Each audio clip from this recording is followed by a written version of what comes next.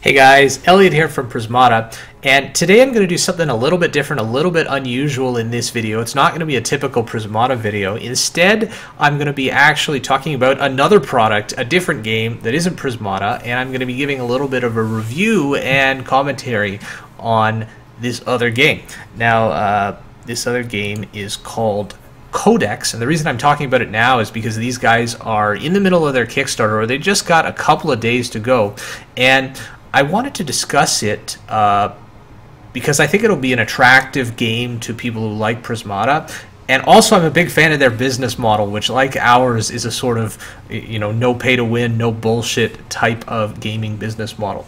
So, well, what is Codex? In a nutshell, it is a tabletop card strategy game that combines some elements of RTS and card games, both like trading card games like Magic the Gathering or sort of deck building games like Dominion or Star Realms or something like that. It takes influences from all of those different types of games and combines them together. And you might think I'm describing Prismata, which very much does the same thing, but Codex does it in an altogether different way. You know, unlike Prismata, Codex does have randomness in it. It does have hidden information or sort of Yomi luck or Fog of War type strategies to it. But it's a very clever design, and I think it's a game that players who enjoy Prismata will find very interesting. Before I get into the actual details of the game, I want to talk about sort of you know, the background of this game. So it's by a company called Sirlin Games, which is essentially run by game designer David Sirlin. He's a guy who is, I think his background is mostly in fighting games, and he was on the game balance team of one of the Street Fighters, at least one of them, and he's also done a number of other fighting-inspired card games. But the thing David Sirlin, I think, is really good at, and I really respect him as a game designer, but the one thing I think he is amazing at is taking a large number of, say, heroes or characters or factions and balancing them out so that in 1v1 matchups they're all balanced. You know, so he could he's designed games, Puzzle Strike, Yomi. You know, in many of these games, you like pick a hero or you pick a faction and play it against one other hero in sort of a 1v1 clash. And he's remarkably good at tweaking little aspects of each individual hero such that they all have a win rate that's very close to 50-50, and it's something that he takes very seriously, and he blogs about it all the time, and sort of the methods by which he balances things. You know, we definitely read his blog among many other blogs when we're studying to design Prismata. So David Sirlin is a game designer that I look up to and respect, and so Codex is, I think, what he said is it's sort of, you know, the game that he's been working on for years and years and years is sort of his big effort to make a really interesting, deep, long-lasting, complex strategy game. And, you know, from what I could tell, having played it for a little while and sort of messed around with it, I think he's done a pretty good job. And, you know, I haven't played nearly enough games to really know whether it's going to be long-lasting, something that I can play 1,000 games for and really continue to get things out of. But from the looks of things, it looks like it could be heading in that direction.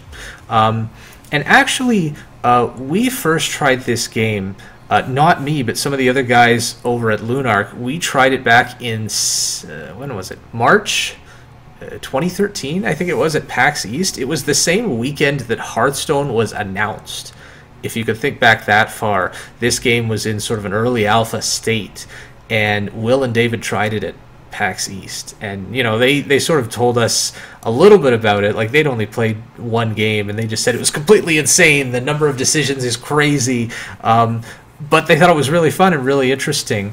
And you know, at the time we were sort of developing Prismata, and we were thinking of different game design ideas, and just seeing the different takes on combining RTS and card games together was very interesting to us.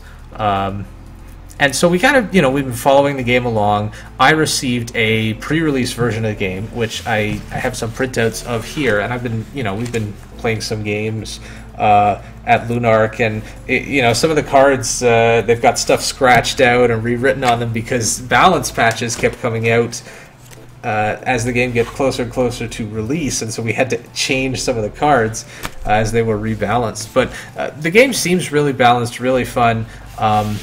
And I guess I should tell you a little bit more about the rules. But maybe I have an image here. This kind of shows you what the game looks like when you're playing it.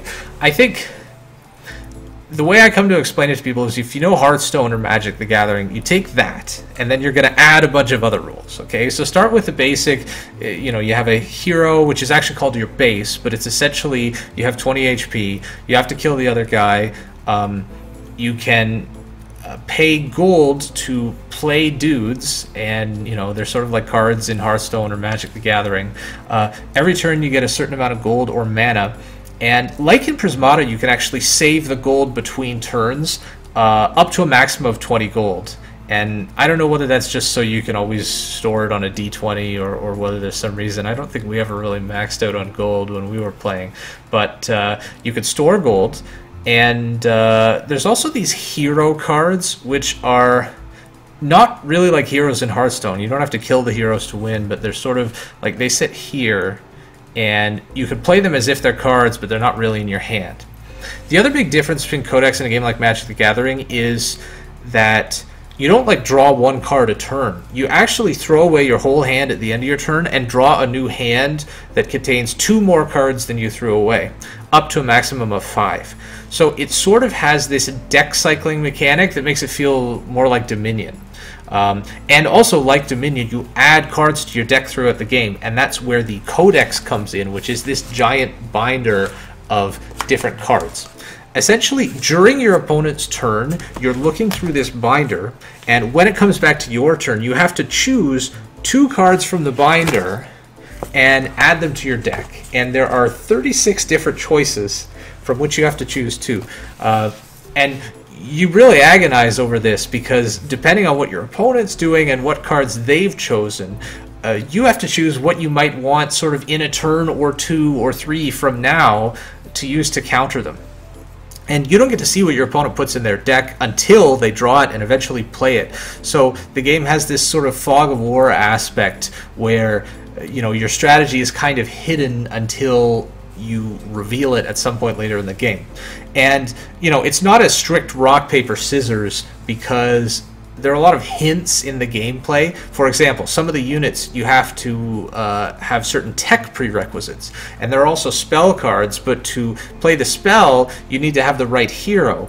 And if you want to play, every hero has an ultimate level spell, which there are these gold ones, and if you want to play the ultimate, you have to have your hero at max level at the start of your turn. So essentially your opponent can sort of guess whether or not, oh, he's going to drop this super high-tech unit or he's going to drop the ultimate spell, and your opponent can maybe sort of guess. The other interesting thing is because you have 3 different heroes, there's actually 3 different sets of spells and tech in the binder. So if you're playing green, so this right here is the green binder, there are balance, feral, and growth spells and units in here. And so if you want to play like a high-tech feral unit, then you need to have, you know, like level 2 or level 3 feral tech. And so the techs are, I guess you can sort of barely see them here on the side of the board, but essentially you can level up your tech throughout the game, and you have to choose which branch you want to go for. So yeah, the number of different binders right now, I believe he has 6 different binders plus a starter set that is kind of like a smaller binder. And they're sort of like the 5 different colors in Magic the Gathering. They each have different themes. So red is very much like burn, a lot of burn spells. And you don't have to play it as sort of like a, you know, burn to the face type of strategy. You could play it in a more control style or, you know, just aggro. But I think the idea is that each binder is designed as a complete package. So it's not really that one binder counters another. All the matchups are designed to be fairly close to 50-50. And knowing Sirlin, I expect him to have done a good job of it. I mean, obviously, I haven't played nearly enough games to sort of have a statistical idea of whether or not they're close to 50-50. But, I mean, my understanding is that Sirlin cares a lot about these sort of things and would have put in a great amount of effort to do that. But as I was saying, you don't have to play it in one specific style. Like if you're playing red versus green, You know, the green could go for a ramp style, or they could go for a kind of more control-y style. You know, they could invest a lot in their economy, or they could invest a lot in like trying to get out big creatures. And depending on which cards you add to your deck every turn from your Codex, it very much shapes your strategy. And you know, you don't have to do the same thing every time. The fact that there are 36 different cards in the binder means really you have a lot of different options, and no two games feel the same. It's kind of like, I don't know, I used to play a lot of StarCraft, and I feel like in StarCraft, if you play something like Zerg versus Protoss, you know, you don't always go the same thing. Like, you know, you could go Mutas first, or you could go Hydras first, or you could go Lurkers, or you could go like a lot of Zerglings and Ultralisks, you know. And I think Sirlin's design philosophy is he wants this game to have longevity in the same way that like StarCraft does or Street Fighter does, where you can play one race in StarCraft and have a variety of interesting experiences just playing 1v1 against other races. And so far it seems to me that Codex does kind of accomplish that. I would say one caveat of the game is it's so overwhelming when you first play. Like, he gives specific rules for simpler versions of the game that you can try at first, you know, which is basically, instead of playing with 36 cards in the binder, only play with 12. And it definitely reduces the design space and the sort of overall complexity and overwhelmingness. But, you know, once you get out to the full game, it's just crazy. The amount of stuff you can do, the amount of stuff that you have to think about. You know, it's like you took Magic the Gathering and made it like a lot harder. And so if that appeals to you, you know, if that seems interesting to you, then, you know, Codex might be your thing. But you're definitely going to have to play a lot of games before you really get into the swing of, you know, playing at that deep level where you're thinking about what faction is your opponent, what could they possibly have, what might they be putting in their Codex, how do you counter that? You know, it has a lot of depth, but you're also going to have to play the game for quite a long time before you get to experience that level of depth, because there's just so much stuff you need to know and have experience with. Let's talk a bit about their Kickstarter. So yeah, they have about 3 days to go as of the time of recording this video, and I believe they have 6 different factions. If you order the deluxe set, you get all 6. Now it is $200 for the deluxe set, but I think the idea is that that's sort of like buying, you know, Dominion and all the expansions. It's not like just buying one game. It's got a lot of stuff in it, and I've pretty much only really been playing red and green. Like, you know, I looked at purple a little bit, and some of the other factions they seem super interesting, but you know, I feel like I barely even got off the ground and still sunk quite a few hours into the game. So the amount of value you're getting out of that $200 deluxe set, which includes all 6, really seems like quite a lot to me. You know, it includes nice physical stuff too. Like, they have lots of these little chits and tokens. I don't know, these are like damage counters and money counters, level counters for the heroes. Of course, you pay to level up the heroes.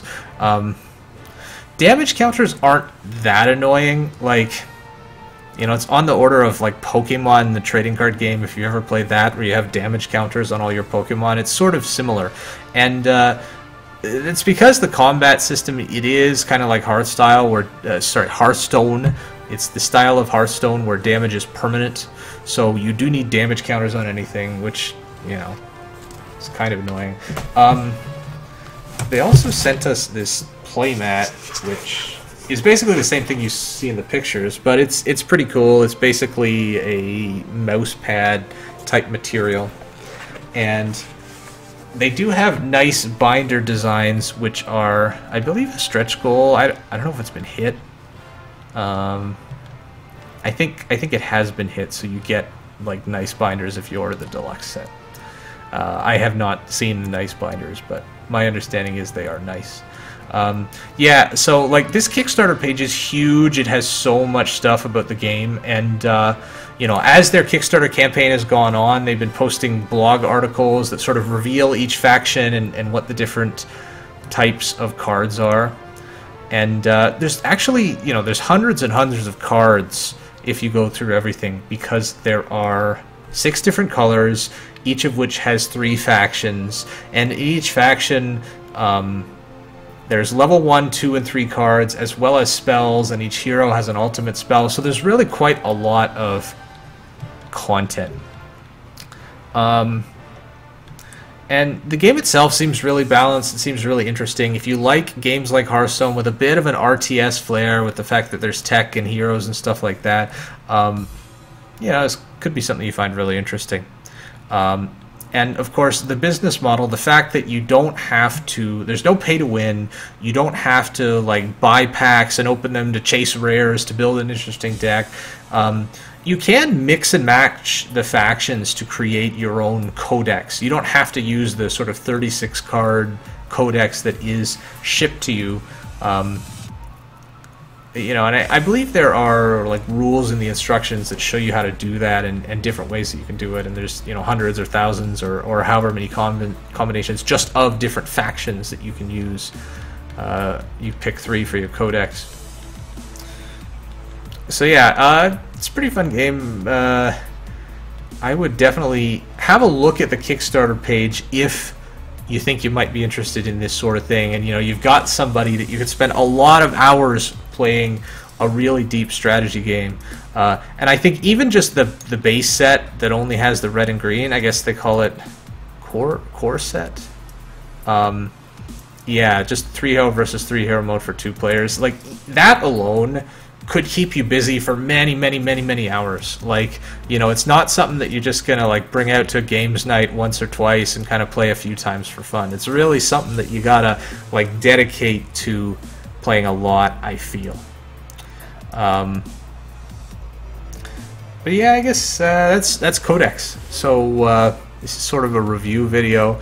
I'm not gonna give it a rating or anything like that. Like, I honestly don't feel that I've really played it enough to like give a fully informed opinion on the final verdict on the longevity of the game and how interesting is it long term.